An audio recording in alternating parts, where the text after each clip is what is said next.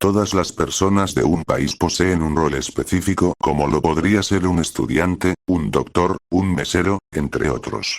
Pero a pesar de que esas cosas ayuden y beneficien a los habitantes, hay personas que creen que tienen un rol único en este mundo, uno que afecte negativamente a los demás, pensando que están ayudando a un país. El caso a continuación es un ejemplo clave de esto. Bienvenidos habitantes de la oscuridad. A continuación, el apóstol de la muerte.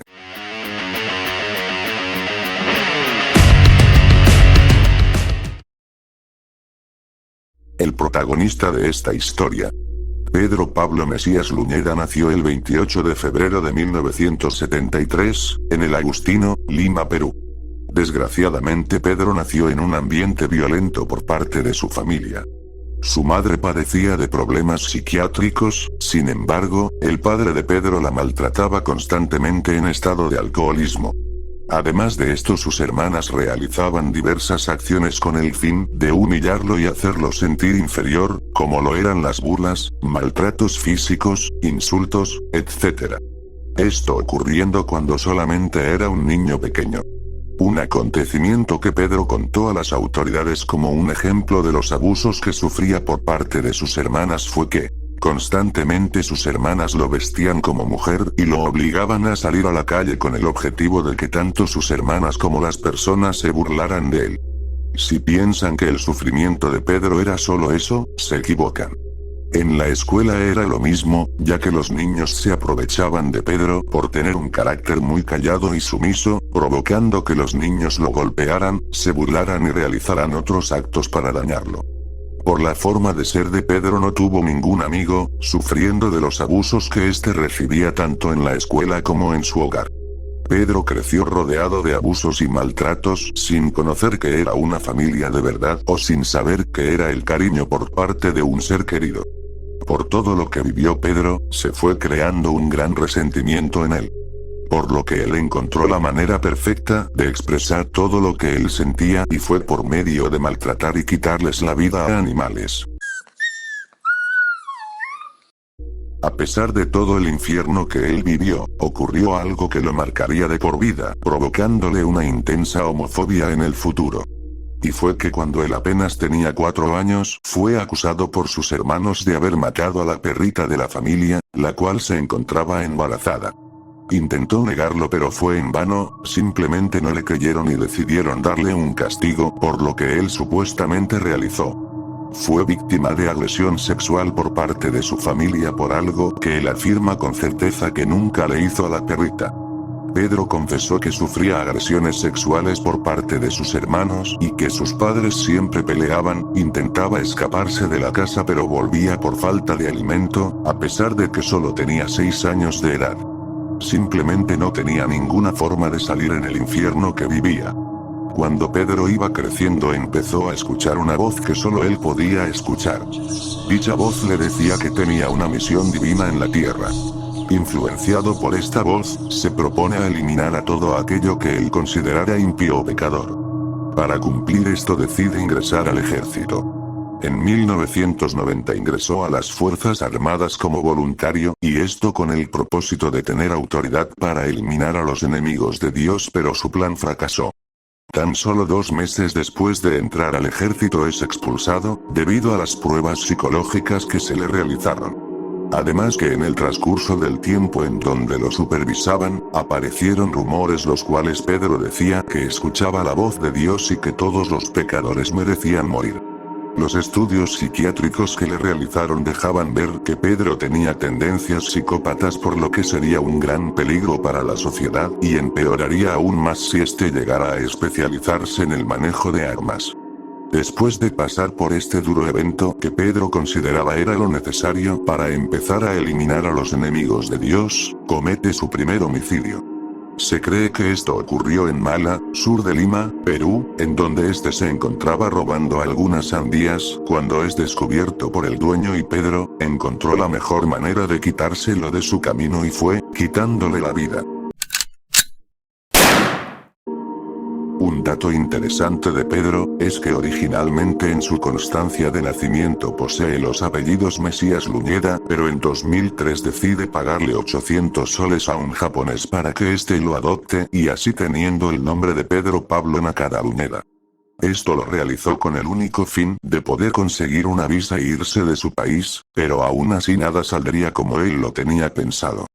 Su plan fracasó y la única manera que encontró de sentirse mejor por lo ocurrido fue quitarle la vida a aquellos que él considerara pecadores y sin derecho de seguir con vida, aun si fueran simplemente inocentes. Según los registros oficiales, la cadena de homicidios empezó el 1 de enero del 2005. Pedro se encontraba en la playa Chorrito de Chancay, Lima, Perú. Lugar en donde se encontró con Carlos Edilberto Merino Aguilar de 26 años. Sin decir ninguna palabra, Pedro le disparó en el tórax y abdomen. Tiempo después, donde las autoridades le preguntaron el motivo del acto que había realizado, simplemente dijo que lo había realizado por defensa propia, pues pensaba que lo iba a asaltar, pero se comprobó que Pedro fue el que robó las pertenencias a la víctima. Después de casi 2 años de investigaciones, la policía por fin encuentra el paradero del psicópata conocido como Apóstol de la Muerte, el cual, según por sus propias palabras, le arrebató la vida a 25 personas. En los interrogatorios siempre dejaba claro que no era un criminal y que solo salvaba a la sociedad de homosexuales y vagabundos. Pedro siempre usó armas de 9 milímetros de diferentes marcas, como también el usar un silenciador de GB, el cual él mismo aprendió a hacerlo mediante un tutorial de internet. Esto fue lo que usaba para arrebatarles la vida a sus víctimas, y en la forma que lo hacía era utilizando un disparo dirigido hacia la cabeza, para acabar con sus vidas sin que éstas sufrieran. El 28 de diciembre del 2006, fue capturado el Apóstol de la Muerte, y así previniendo una tragedia aún mayor. Sin saberlo, Pedro preparaba una bomba de guerra en una discoteca de Huaral, lugar donde éste residía, para que en las fiestas del Año Nuevo ésta estallara, produciendo una gran cantidad de víctimas, que para Pedro solo eran perdidos y corrompidos del país. Después de la captura de Pedro, se le realizaron una serie de exámenes psicológicos para comprobar qué era lo que él padecía, dando como resultado que padecía de trastorno disocial y no esquizofrenia como se pensaba. Teniendo esto en cuenta, lo condenaron a 35 años de prisión. Pero no faltarían las quejas de Pedro en proponer que en vez de aplicarle esa condena, mejor se le aplicara la pena de muerte. Según él, sería mejor que recibiera un disparo a la cabeza, el cual sería algo más práctico y sería igual a cómo acabó con sus víctimas, con un disparo. Pero a pesar de la propuesta realizada de Pedro, este es encarcelado al penal de Lurigancho, en donde en 2009 intentaría quitarse la vida, pero no tuvo éxito. Una vez más, las autoridades le realizaron otros exámenes para determinar lo que le afectaba, ya que en una entrevista que se le realizó por parte de la prensa dijo: "Escucho la voz de mis padres y una voz mala que me dice que mate a toda la gente corrupta, como homosexuales, ladrones y alcohólicos. Pero ya no puedo cumplir la misión de Dios, ya que me capturaron. Ahora sigo escuchando esa voz que me dice que me mate".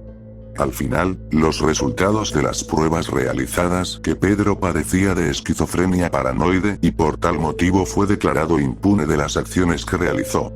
Pero a pesar de que no sería juzgado por la ley por supuestamente no poder distinguir de las buenas y malas acciones, este fue trasladado al pabellón de psiquiatría del penal de Lurigancho, lugar donde se encuentra encerrado hoy en día. Pedro Nakada fue considerado en la historia del Perú ser el primer asesino serial cometiendo 25 homicidios, el cual horrorizó a la ciudad de Lima. Esto por la manera tan despiadada en la cual Pedro le quitaba la vida a sus víctimas, la cual solamente basándose en sus propias creencias y observaciones de la persona, este les arrebataba la vida, según él, para limpiar y mejorar el país, esto sin importarle si se tratara de alguien inocente. Es más, a la hora de cometer el crimen solo lo realizaba sin tener información acerca de la vida de la víctima, ni tampoco en intercambiar una sola palabra. Sin embargo, después de recibir su castigo, este dejó un mensaje muy claro, el cual fue el siguiente: "Si salgo libre, continuaré con mi misión de limpieza". Por lo que si algún día llegara a suceder, él no duraría en seguir con su propósito de limpiar el mundo.